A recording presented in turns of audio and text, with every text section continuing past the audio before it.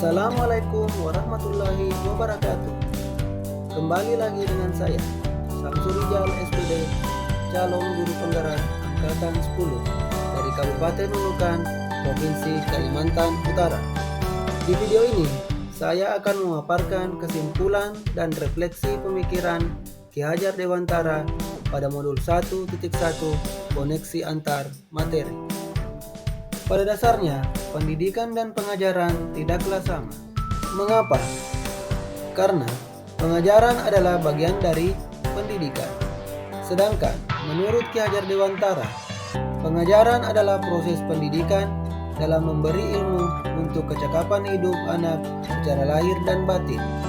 Sedangkan pendidikan pada hakikatnya adalah menuntut atau memberi tuntunan terhadap segala kekuatan kodrat yang dimiliki anak, agar ia mencapai keselamatan dan kebahagiaan yang setinggi-tingginya baik sebagai manusia maupun sebagai anggota masyarakat. Jadi, sudah jelas ya bahwa pendidikan menciptakan ruang bagi murid untuk bertumbuh secara utuh agar ia mampu memuliakan dirinya dan orang lain, serta hidup menjadi seorang yang mandiri. Sebelum mempelajari modul 1.1 tentang pemikiran Ki Hajar Dewantara, pembelajaran yang saya lakukan hanya sebatas transfer materi pembelajaran saja. Saya menganggap bahwa ketuntasan dalam penyampaian materi jauh lebih penting daripada memahami karakteristik murid. Biasanya, saya hanya melihat nilai murid hanya dari aspek kognitif saja. Misalnya, ketika mereka sudah mampu mengerjakan soal penugasan dan asesmen yang saya berikan dan sudah mendapatkan nilai di atas KKM yang telah saya tentukan, saya menganggap bahwa mereka sudah berhasil dalam proses pembelajaran saya. Selain itu, seringkali saya beranggapan bahwa murid hanya sebagai objek pembelajaran, sehingga pembelajaran saya selalu hanya terpusat pada guru atau menggunakan metode teacher center learning, yang pada akhirnya saya sering merasa lelah sendiri karena belum menggunakan metode mengajar yang bervariatif dan menggunakan student center learning atau pembelajaran berpusat pada peserta didik. Sebelumnya, saya tidak memperdulikan apakah murid sudah benar-benar paham dari apa yang saya ajarkan atau tidak, karena fokus utama saya adalah lebih ke tercapaian materi. Saya pun hanya meminta peserta didik saya untuk menghafal materi yang saya ajarkan tanpa memikirkan bagaimana cara agar materi tersebut dapat dipahami dengan seutuhnya. Sehingga saya pun sering merasa gagal dan mengeluh jika banyak murid yang tidak tuntas setelah melakukan evaluasi atau asesmen.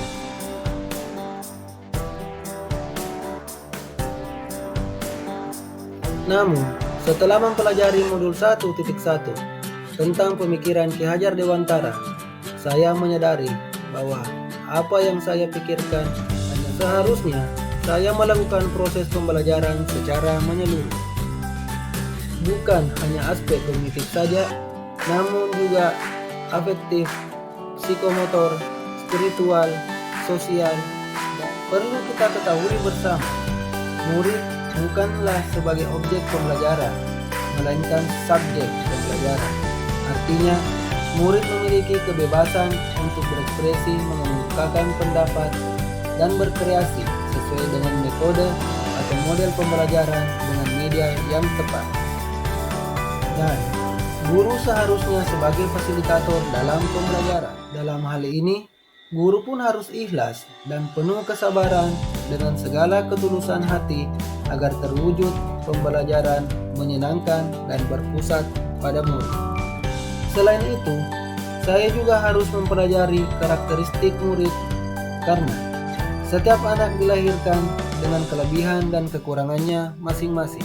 Saya harus menghargai setiap karakter murid dan memberikan kesempatan untuk mereka tumbuh sesuai dengan kodratnya.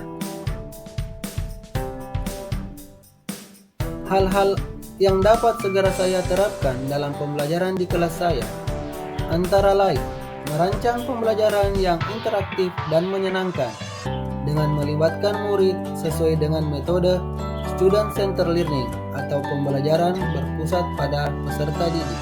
Berikutnya, saya akan menerapkan pembelajaran abad 21 yang sesuai dengan pemikiran Ki Hajar Dewantara yang berpikir kritis, kreatif, komunikatif, dan kolaboratif. Dengan berperan teguh pada konsep kemerdekaan anak, pembelajaran tidak lagi menuntut, tetapi menuntun, karena tugas guru adalah memberi tuntunan atau arahan yang baik kepada murid, berusaha menjadi teladan bagi murid baik dalam perkataan maupun perbuatan. Selanjutnya, saya juga harus mengenali karakter dan latar belakang murid dengan menjalin komunikasi yang baik antara mereka. Semoga video ini bermanfaat bagi Bapak Ibu semua.